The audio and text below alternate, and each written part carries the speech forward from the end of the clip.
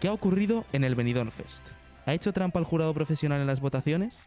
Estas son algunas de las preguntas que se ha generado entre los fanáticos de este famoso festival, tras conocerse que Chanel, con su canción Slow Mo, representará a España en 2022. El formato de las votaciones para elegir la propuesta española levantó una gran polémica en redes sociales, con la que han llamado un tongo. Personalmente creo que sí que ha habido tongo porque si te fijas en el público y las reacciones que estaba teniendo tanto por redes sociales como ahí en el escenario, pues se ve que artistas como por ejemplo Rigoberta Bandini con Ay Mamá o las Tanchongueiras con Terra, que generan más impacto y más reacción en el público que la canción de Chanel, de Slow Mo. El público quería ver a Tansugueiras, que quedaron primeras para los 2 votos populares, junto con Rigoberta Bandini y su Ay Mamá.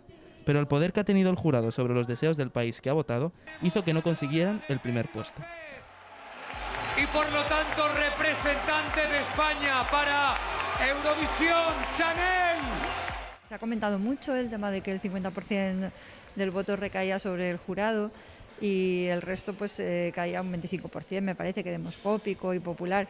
Entonces, claro, no está muy claro porque ha habido algo de polémica con la elección de Chanel. Es posible que tal vez en otras circunstancias o con otro tipo de voto hubiese ganado Rigoberta o Chungueiras. Esto ha obligado así a RTVE a emitir un comunicado de prensa defendiendo a la ganadora del Benidorm Fest y su candidatura, además del sistema de voto por el que se hizo ganadora.